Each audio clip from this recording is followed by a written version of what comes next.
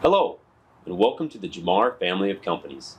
I'm Jacob Tornquist, president of the Jamar Company. You are now joining a company that has been around over 100 years. We are a solution-focused specialty services contractor with a regional presence and national reach. We deliver industry-leading value, dependability, and field leadership. We live each day by our mission, vision, and values. Our mission, to be the best, to be the leader, resonates with all our team members when they show up each day. Our vision starts with the health and safety of our people first. That is the most important thing we can do each day. As our employee operating code states, we work safely and always look out for each other. This is at the core of our company. We live by our values and they guide our decisions.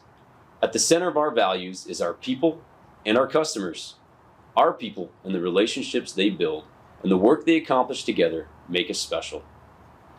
Our customers expect the best from us: quality, craftsmanship, creative solutions, and above all else, performing our work safely. We help build our customers' dreams each and every day. Safety is at the forefront when we show up each day. We will support you and get you the resources you need to get the work done safely each day and go home to your families at night.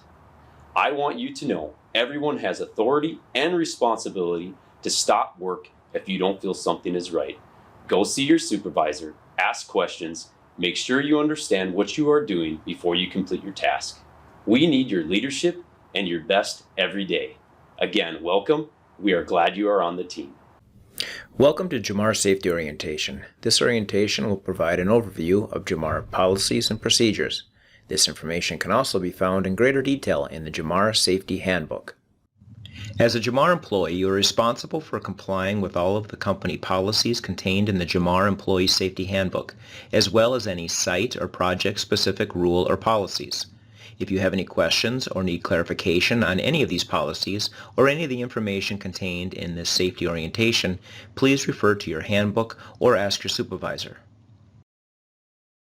Jamar believes that working with zero injuries is not only achievable, but also expected. Our goal is simple: zero injuries every day. We want every employee to understand they are empowered, responsible, and expected to correct hazards in their work area. Each and every employee plays a role in helping us achieve our daily goal of zero injuries. Do not take direction from a client or vendor unless you have been instructed to do so by your supervisor. Any change in your employment records needs to be communicated with the company. Any employee absent from the job for 2 consecutive days without notification will be considered a voluntary quit. Possession of firearms, ammunitions, or weapons of any kind is not allowed on client or company property.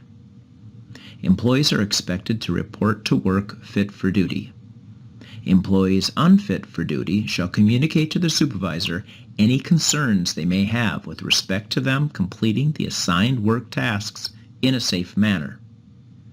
If an employee shows up late for work or otherwise misses the work instruction and the JSA process, they are to immediately report to the supervisor for instruction and review and sign the JSA. Employees are not allowed to take pictures and/or video of clients' property without permission from your supervisor and the client. In the event of an emergency, all employees shall follow the site-specific emergency and evacuation procedures. Employees must not leave the job site during working hours without notifying their supervisor. Falsifying records, reports, information, or engaging in other purposeful acts to misrepresent an injury, accident, property damage, etc. is prohibited. Do not enter unauthorized areas without permission from your supervisor. Disruption of work progress with activities including but not limited to fighting, horseplay, physical altercations, or intentional slowdowns will not be tolerated. Smoking is allowed in designated areas only. It is expected that you be in your assigned work area at the start time and take breaks at established times. Knowingly or willingly circumventing safety devices, policies, or procedures will not be tolerated. Employees must not remove company, client, or other property without permission. The destruction, damage, or misplacement of tools, materials, or equipment through careless or willful acts is prohibited. If you need to use your cell phone outside of the scheduled break times, you must get permission to do so from your supervisor. Jamar is committed to the safety and security of its employees and customers. If you receive any threats, are the subject of or witness any threatening behavior, acts of violence, verbal or physical harassment, or other actions, please report these to your supervisor immediately. Jamar is committed to providing a work environment free of discrimination. It is the policy of Jamar to not tolerate discriminatory acts. Jamar's complete affirmative action plan is located at the corporate and satellite offices and is available for viewing upon request. The company has made a commitment to its employees and customers that it will provide and maintain a drug and alcohol-free work environment. The use of drugs or alcohol in company and affiliate workplaces poses a serious threat to the safety of our employees, compromises the quality and reliability of the products and services we owe our customers, and jeopardizes the protection of property owned by the company, our customers, and other companies. Whether you're an applicant for a work assignment or a current employee, as a condition of employment, you voluntarily consent to provide a specimen for drug and alcohol testing and searches to be conducted by personnel contracted to perform these services for Jamar. Your work assignment is contingent upon your acceptance of this program and furthermore is a condition of your continued employment with Jamar. The Daily Pre-Task Meeting, or JSA, is in place to identify hazards that you will encounter during the course of your work. Precautions and procedures that must be followed will be communicated through the JSA process. Employees are expected to actively participate in all safety meetings and express any safety concerns or questions to their supervisor. Jamar disciplinary action policy has been developed and implemented for those employees who knowingly, willingly, or repeatedly violate policies and/or rules. A summary of this policy can be found in your handbook. Based on the severity of a violation or misconduct, any employee may be terminated from employment on a first offense. In addition to injuries, all property damage and near-miss incidents must be reported immediately to your supervisor. Reporting incidents in a timely manner is critical to helping us maintain a safe work environment. Whether it be a near miss, property damage, or an injury, it is our mission to learn from these incidents and respond accordingly. Reporting incidents today will help us prevent injuries tomorrow. All injuries must be immediately reported to your supervisor. We want to ensure you receive the appropriate treatment, and we want to identify opportunities to prevent similar injuries from occurring in the future. Failure to report injuries immediately to your supervisor may result in disciplinary action. If you are injured outside of work and/or have been treated by a medical professional for a non-work-related injury or illness that limits your ability to perform the essential functions of your job and assigned work tasks, you must notify your supervisor. You may be required to provide documentation from your treating medical professional indicating what, if any, restrictions you may have. A near miss is an unplanned event or incident where if circumstances were a little different, it could have resulted in an injury, property damage, or other loss. We need these reported so we can learn from these events and implement protective measures to prevent an actual injury or loss from occurring in the future. We strongly encourage employees to report all near misses to their supervisor. Similar to near misses, we want to learn from these incidents so we can prevent injuries and/or additional losses from occurring in the future. Damaged property may require repair or replacement and can lead to an unsafe condition. This is why it's critical that you inform your supervisor. Report all incidents resulting in property damage immediately to your supervisor. Jamar has 3 zero-tolerance policies, referred to as our cardinal rules. They are lockout-tagout, confined space entry procedures, and fall protection. Violation of a cardinal rule will result in a minimum 5-day suspension and may lead up to and include termination. Reason being is that an incident resulting from an issue related to one of these areas is usually serious, including significant debilitating injury or possibly loss of life. Lockout-tagout protects employees by preventing the accidental startup of equipment or the release of stored energy. Site-specific lockout-tagout procedures must be followed at all times. Follow the direction of the host company. Always verify that you are locking out on the correct location and lockbox. No employee shall remove another employee's lock or tag. Do not leave the key in your lock when it is placed on a lockbox or other isolating device. The key has to remain under your control. Employees must remove their lock when they leave the job site unless instructed otherwise. Do not use your lockout lock for purposes other than lockout. Be sure to lock out the appropriate hole of the hasp when using a gang or spider hasp. If you are the last one to lock out on a hasp, add another hasp to allow others to lock out as well. Bypassing or compromising the integrity of lockout-tagout in any way will not be tolerated. If you lose the key for your lock and you're locked out on a lockbox or energy isolation device, notify your supervisor immediately. Personal ID tags attached to your lockout lock at a minimum must contain the name of the employee and the company name. Before removing your lock, ensure all tools and materials are cleared away from the equipment that is being unlocked and to reinstall any guards that were removed prior to work being performed. Confined space entry procedures have been established to protect workers who enter into confined spaces. A confined space, by definition, is large enough and so configured that an employee can bodily enter and perform assigned work. It has limited or restricted means for entry or exit, and it is not designed for continuous human occupancy. Examples of confined spaces include tanks, vessels, silos, storage bins, hoppers, vaults, and pits. There are two types of confined spaces: permit required and non-permit required. A permit required confined space has one or more of the following characteristics: contains or has a potential to contain a hazardous atmosphere, contains a material that has the potential for engulfing an entrant, has an internal configuration such that an entrant could be trapped or asphyxiated by inwardly converging walls or by a floor which slopes downward and tapers to a smaller cross-section, or contains any other recognized serious safety or health hazards. All site-specific confined space entry procedures must be followed. Prior to removing access covers or opening access doors, verify all potential hazards or energy sources have been isolated. If a cover or access door is removed, the opening must be adequately guarded to prevent a person, or debris in some cases, from falling into the space. Only trained and authorized employees may enter into a confined space. Only designated and qualified rescue personnel may enter a confined space for rescue purposes.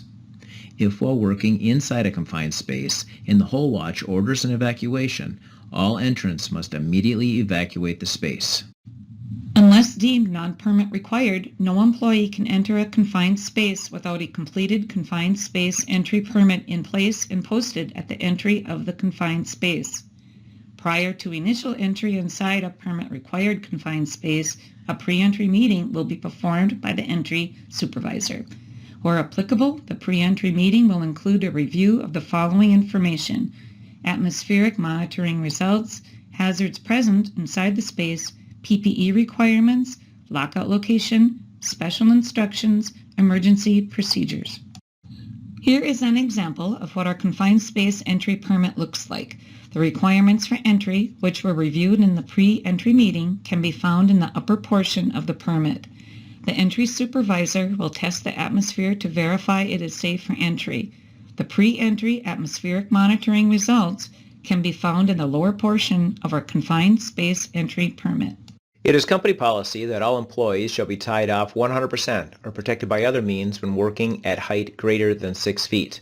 Some job sites require fall protection to be used at heights lower than 6 feet. In those cases, the job site-specific height will be enforced. The specific components can vary, but a personal fall arrest system consists of the following: full body harness, an anchorage connector, and a connecting device.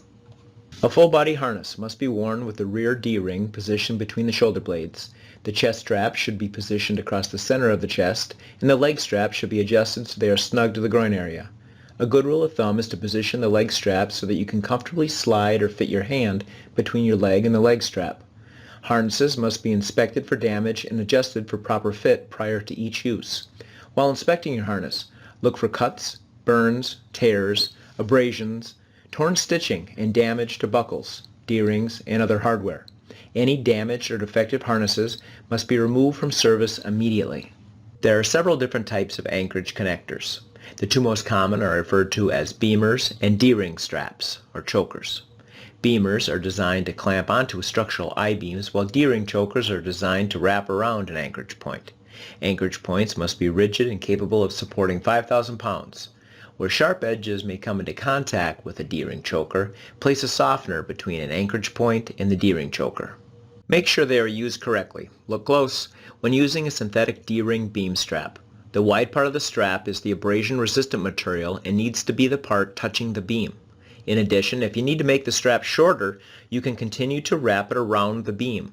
But each wrap needs to be directly on top of the first pass and goes through the larger D-ring on each wrap. Wire rope steel chokers, nylon slings, shackles, or any other equipment designed and used specifically for lifting or rigging operations must not be used in a personal fall arrest system. The third component of a personal fall arrest system is a connecting device. The two most common connecting devices are shock-absorbing lanyards and self-retracting lifelines, otherwise known as SRLs, a retractable, or a yo-yo. Shock-absorbing lanyards are typically 6 foot in length and will stretch up to an additional 3.5 feet in the event of a fall. As a rule of thumb, shock-absorbing lanyards should only be used in situations where workers are exposed to a fall greater than 18.5 feet. Retractables have a built-in braking system that significantly reduces the distance a worker free falls before engaging. As a result, retractables should be used in lieu of shock-absorbing lanyards when exposed to a fall less than 18.5 feet. The reduced free fall distance experienced when using a retractable will also result in less force being placed on the body in the event of a fall. This slide illustrates the importance of allowing 18.5 feet of clearance when using a shock-absorbing lanyard. The distance accounts for the height of the worker, the total length of a deployed lanyard, and a 3-foot clearance for safety factor from the lower elevation. The snap hook from the SRL must be connected directly to the rear D-ring of a full-body harness or to an extension lanyard. 18-inch extension lanyards make it possible to connect oneself to the rear D-ring without assistance. An extension lanyard is only allowed to be used with an SRL. It cannot be used to increase the length of a 6-foot shock-absorbing lanyard. A shock-absorbing lanyard and a self-retracting lifeline can never be used together in the same system. Snap hooks must be connected directly to the D-ring of a full-body harness or anchorage connector. Never connect a snap hook directly to another snap hook. We are continually striving for ways to prevent injuries and make our job site safer. Year after year, over 75% of our injuries on our projects fall into one of these 4 categories: eye injuries, hand injuries, injuries resulting from grinders, injuries resulting from manual material handling. As a result of this finding, Jamar places great emphasis on the following 4 areas. Safety glasses with side shields are required to be worn at all times. That is what we wear when we do not expect any hazards. Face shields must be worn when we are creating flying particles or near someone else that is creating flying particles, solid or liquid, or when a kickback of a tool is possible. Your hands are your livelihood. You do your whole job with your hands, so protect them. Gloves are required to be worn at all times, and they must be the appropriate gloves for the task, whether it be for protection from cuts and lacerations, chemicals, or welding and hot work, as well as protecting from cold weather along with providing cut resistance. A good rule of thumb, no pun intended, is to never blindly place your hands anywhere. Always look to where you intend to place your hand. To prevent injuries resulting from the use of handheld grinders, the following safe work practices are required. Guards and handles must be in place at all times. If the handle must be removed to complete a task, you must obtain your supervisor's permission before removing the handle, and it must immediately be reinstalled when the job is complete. 2 hands required on the grinder. Even if you have permission to remove the handle, 2 hands are still required on the grinder. So plan on using a vise or having a coworker hold the material. Face shields must be worn at all times, regardless of the type of wheel being used or the material being worked on. Grinders are not allowed to have locking switch triggers. We have all heard the saying, work smarter, not harder. Take care of your body. It's the only one you have. 50 pounds is the maximum weight for a single person lift. Use mechanical equipment or get help from coworkers whenever a load weighs more than 50 pounds and/or is too bulky to lift or carry safely by yourself. Whenever team lifting with 2 or more people, always ensure that you maintain clear communication. Plan your path, maintain a clear view and pathway while moving material. If using mechanical means such as a cart, pallet jack, four-wheel cart, bottle cart, etc., be sure the material is secure from movement. Prior to cutting metal banding, take precautions to protect yourself and others from the springing force of the banding. Plan your lift before you begin. Determine how to grip, clear path to follow, and how to safely set it down. To avoid pinched fingers, use dunnage or cribbing when setting down material. At a minimum, the following PPE is required to be worn by all employees unless specified otherwise: a hard hat, safety glasses with side shields. Prescription glasses must be ANSI approved and must have side shields. Safety-toed boots, shirts with sleeves, full-length pants, gloves that are appropriate for the task. Depending on the task in which you are assigned and/or the job site requirements, there may be additional PPE required to be worn. For example, high visibility vests, Tyvek or chemical suits, thermal boots while working around hot fly ash, hearing protection, face shields, and respirators. These additional requirements will be communicated to you by your supervisor. Do not wear loose or baggy clothing around rotating tools or equipment.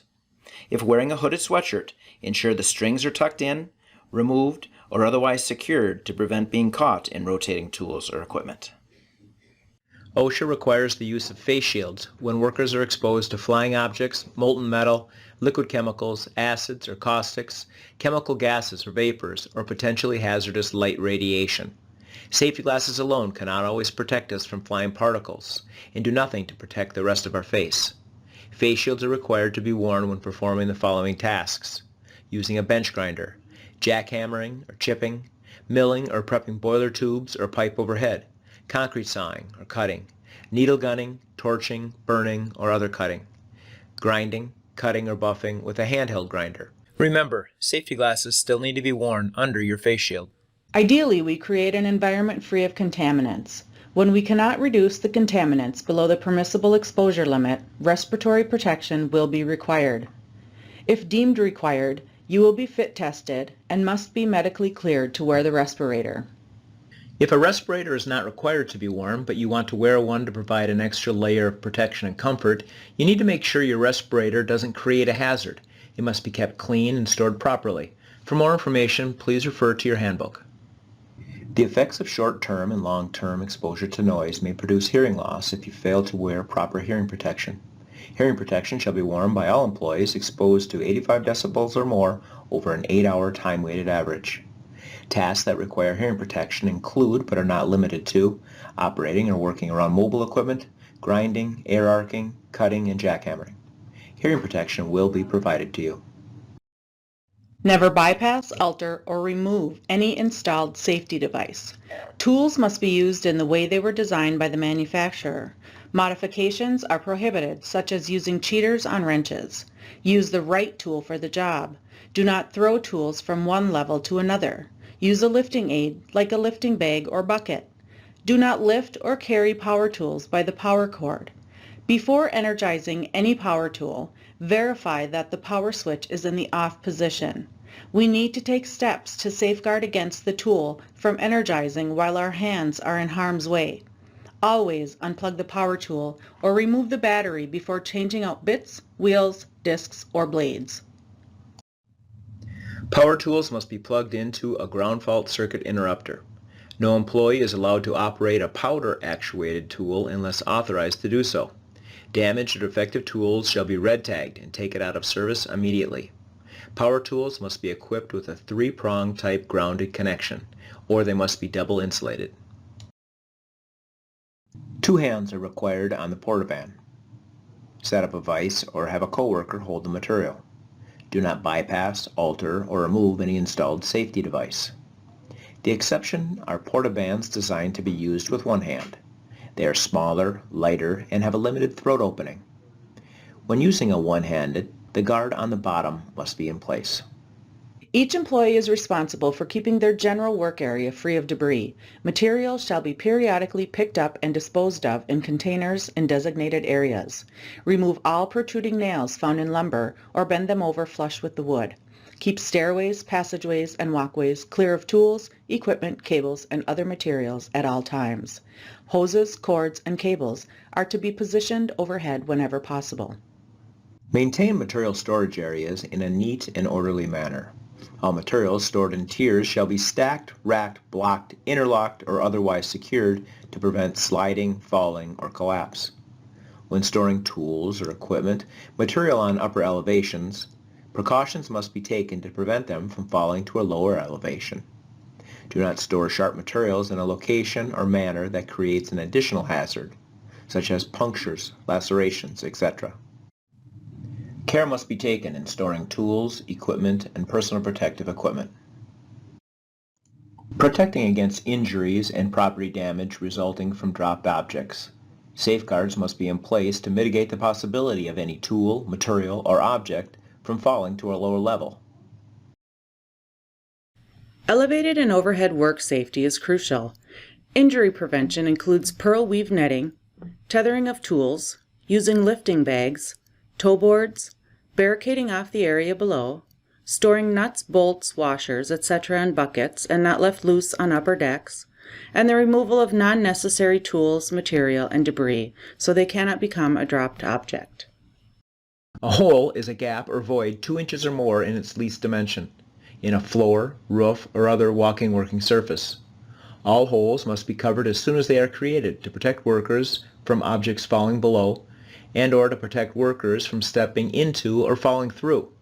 Hole covers shall be secured when installed to prevent accidental displacement by wind, equipment, or employees. Hole covers shall be color-coded or shall be marked with the word hole or cover to provide a warning of the hazard. Signs, signals, or barricades are used to warn of potentially hazardous conditions. Do not remove or modify any signs, signals, or barricades unless you are authorized to do so. Yellow caution tape should be used to alert others of potential hazards in the area, for example, tripping hazards or slippery conditions. Red danger tape should be used to warn others of a high hazard area, for example, a suspended load. It may not be crossed by unauthorized individuals unless permission is received to enter. All other barricades, such as radiation hazard or asbestos, can never be crossed without a case-by-case authorization. The individual erecting the barricade tape is responsible to maintain and remove the tape when either the work is complete or the hazard is eliminated. A tag shall be installed on all barricade tape, which includes the following information: the date, the nature of the hazards, and the name of the person or contractor who erected the barricade tape. Ladders must be inspected before each use. If anything is found to be wrong with them, they should be red tagged and removed from service.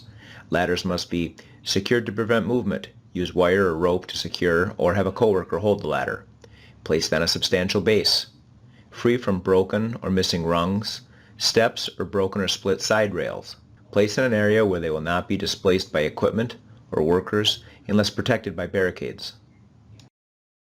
When working from a ladder and exposed to a fall greater than 6 feet, fall protection must be used. Pay special attention when using a ladder in close proximity to a handrail on upper elevations. Always face the ladder when climbing and use both hands. Always maintain 3 points of contact. Do not stand or sit on the top 2 steps or rungs of the ladder. Do not carry tools or equipment when climbing the ladder. Use hand lines or other means to raise and lower tools and equipment. Proper use of the type of ladder you're working with is critical. When using a straight ladder, always make sure there's a 4:1 ratio and the ladder extends a minimum of 36 inches or 3 rungs above the landing area. Never use a step ladder as a straight or extension ladder. They must be fully open with the spreader bars locked. Electrical cords should be hung up out of the way and never run where they could pose a trip hazard. Diligence needs to be applied around stairways. When routing electrical cords overhead, secure them with a minimum of 7-foot overhead clearance with non-conductive means such as zip ties or rope. Do not run electrical cords along floors, across walkways or roadways where they could be damaged by traffic. All temporary lighting is required to have light bulb protectors. Whenever routing an electrical cord through an opening, including the side of gang boxes, the cord must be protected from sharp edges. All electrical cords and power tools must be plugged into a GFCI protected outlet. Portable GFCIs shall be inspected before each use by intentionally tripping and resetting it. All electrical cords need to be inspected prior to each use for signs of damage to insulating coverings, plugs, and receptacles. All damaged or defective tools and equipment must be red tagged and immediately taken out of service. The use of grounding adapters is not permitted, such as a 3-prong plug into a 2-prong adapter. A repair on electrical cords, power tools, or other equipment is only allowed by an authorized person. Compressed air shall not be used for personal cleaning purposes. Before disconnecting a pneumatic tool from the air hose, shut off the supply air and bleed the pressure from the line. All Chicago-style fittings must be pinned or wired together to prevent them from coming apart under pressure. Whip checks must be used on connections 3/4 inch or larger. Whips should be elongated along the hose. If a hose is going to be moved or in a position where a valve could be bumped, oval-handled valves are preferred over straight-level handles to reduce the possibility of inadvertent actuation of the valve. Hot work includes all welding, cutting, grinding, soldering, brazing, or any other activity which creates a spark. Owner or client hot work permitting and procedures must always be followed. Be familiar with the established fire alarm system and emergency procedures, as well as the location of fire extinguishing equipment in your work area. All flammable liquid storage areas shall be separated from working areas and clearly isolated. Maintain good housekeeping in your area, which will eliminate the accumulation of combustible materials. Portable fire extinguishers must be located within 25 feet of all hot work. Fire extinguishers must be equipped with an annual inspection tag from the supplier, fully charged, pin in place, and current on the inspection for the month. No employee is to attempt to suppress a fire beyond the incipient stage. If you happen upon a fire that is small enough for you to actually fight with one of these smaller fire extinguishers, all you have to remember is the acronym PASS. PASS helps us learn how to use this thing safely and not forget it when our mind is being preoccupied by the blaze. P is for pull, and we're going to pull the pin. The pin is here to make sure that this thing doesn't accidentally get discharged. It's really the only thing that's stopping these two levers from coming together and discharging the unit. When we pull the pin, make sure we're not squeezing together. We're just holding on the underside. It should be pretty easy to pull. It should have some sort of a tether on it or maybe a plastic band.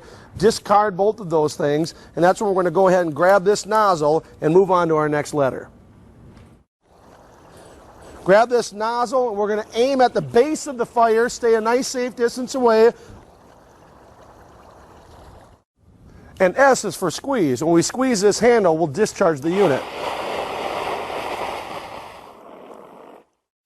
And the last thing we're going to do is sweep. We're going to sweep at the base of the fire and try to put out the flames from the bottom up. If you are assigned as a fire watch, it is your responsibility to understand the location and nature of the hot work, survey the area to make sure the necessary fire protection equipment is in place and ready for use, survey the area for accumulations of combustible or flammable materials, and if possible, remove the materials. Remain in the area while hot work is being performed and remain in constant communication range with personnel doing the hot work. Never leave the area for any reason without being replaced by another fire watch, and remain in the area 30 minutes after the completion of the hot work, unless specified otherwise on the hot work permit. When bulkheads or walls are involved in hot work, both sides require a fire watch. Caution must be used so that heat transfer through the steel components or pipes does not create a hazard. Always follow any additional site-specific requirements. Only approved safety cans may be used for storage, handling, and/or dispensing of gasoline, diesel fuel, or kerosene. Plastic cans are not allowed. Storage of LP or propane gas inside of buildings is prohibited, unless it is in use. When practical, material to be welded, cut, or heated should be moved to a safe location. When welding or cutting at elevations, fire blanket or similar means should be used to contain sparks and slag from falling below. Portable fire extinguishers must be located within 25 feet of all hot work activities. The following PPE is required when welding or cutting. Long sleeves, FR or cotton clothing, no polyester or similar synthetic material that can melt. Approved gloves, welding hood with appropriate lens, face shield or burning goggles when cutting. Frames on all electrical welding machines shall be properly grounded. All electrode holders in the first 10 feet of welding lead shall be totally free of any defects, splices, or repairs. Remove electrodes from the holder when not in use. Never place an electrode against a compressed gas cylinder to strike an arc. The electrode holder, when left unattended, shall be placed or protected so that it cannot make electrical contact with employees or conducting objects. All electrode stubs shall be disposed of in a fire-resistant container and not thrown on the floor. Welding screens or similar barriers shall be used to protect others from arc flash. Protect welding cables so they will not be damaged or create a tripping hazard. Whenever possible, route welding leads overhead a minimum of 7 feet. Non-conductive ties such as zip tie or rope must be used to hang or secure welding leads. Do not use wire, welding rod, etc. Keep oil and grease away from oxygen cylinders and fittings since this may cause a fire or explosion. Do not use any hose valves or fittings that appear to be damaged or defective. Before connecting a regulator to a cylinder valve, crack the valve slowly to clear the valve. While acetylene cylinders are in use, the valve key wrench or handle shall be kept in place on the valve spindle. Never use acetylene at a pressure greater than 15 psi. Use friction strikers or other similar means to light torches. Never use matches, lighters, or a lit cigarette.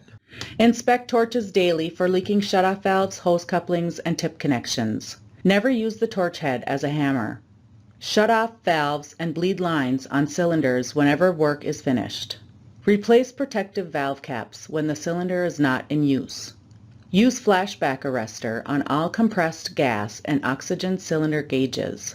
Oxygen shall not be used for ventilation purposes, cooling, or blowing dust off of clothing. Torch hoses shall be removed from confined spaces when not in use.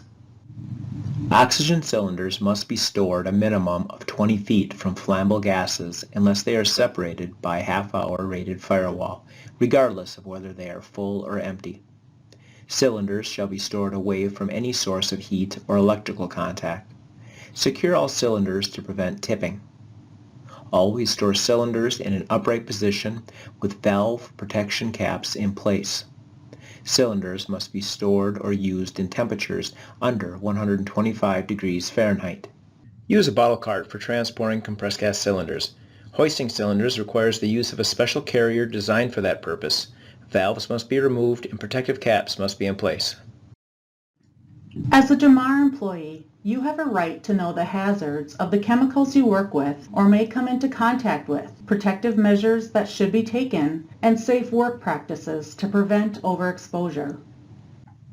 Safety data sheets, or SDSs, provide readily accessible information regarding the characteristics of products that may be on your work site. The information contained in an SDS is arranged in a universal format under these 16 headings.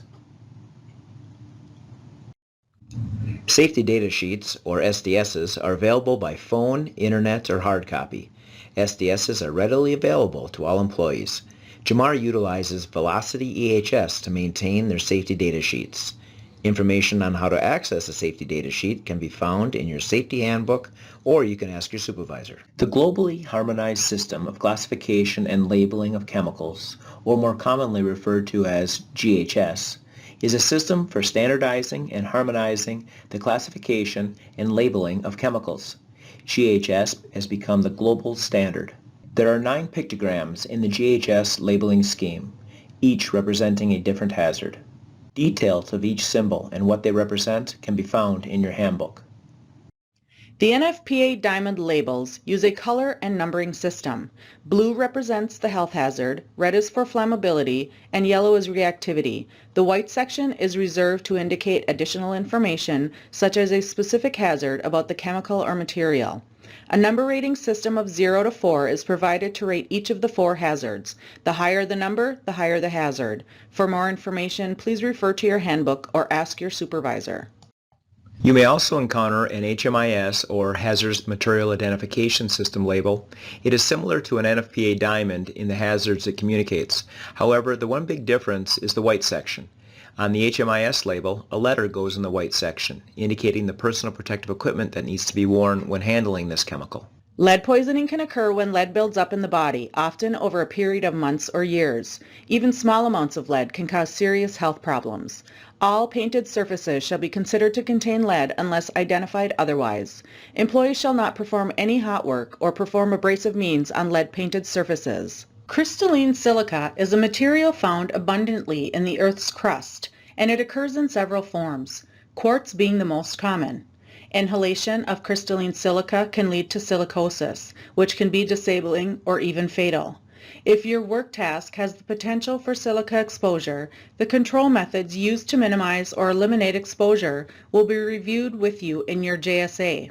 Until the 1970s, asbestos was the material of choice for insulating pipes and boilers, to strengthening cement or making brakes. Once disturbed, the fibers are rapidly released into the air. Significant exposure to airborne asbestos fibers may increase the risk of lung cancer and other respiratory disease. Common asbestos-containing materials include insulation, gasket materials, asbestos siding, tiles, fireproofing materials, heating and electrical ducts, cement, roofing shingles and felt, caulking, putties, adhesives, and vinyl. Carbon monoxide poisoning is caused by an overexposure to carbon monoxide, a colorless, odorless, and tasteless gas that is a byproduct of incomplete combustion.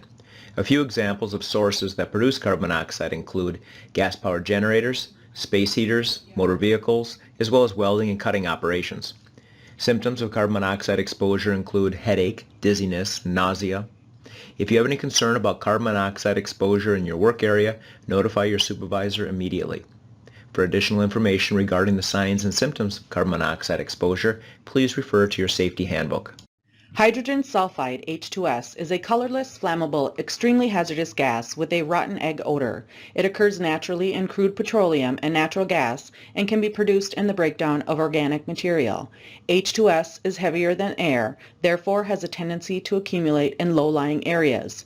At low concentrations, H2S has a rotten egg odor. However, H2S can paralyze your sense of smell, making you unable to detect the presence of H2S gas at higher concentrations.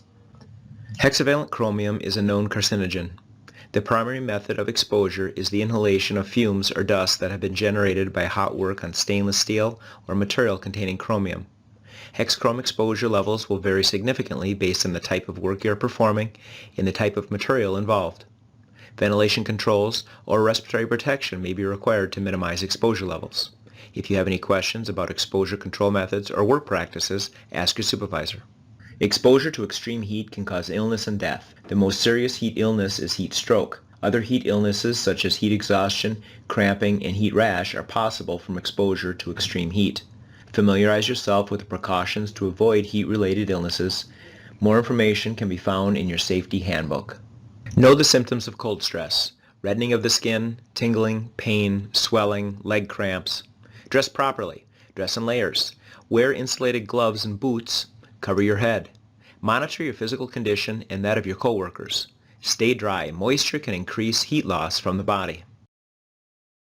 Due to the potential exposure to bloodborne pathogens, no employee is required to render first aid or clean up any bodily fluids as a job function. Only trained employees who have volunteered may clean up bodily fluids.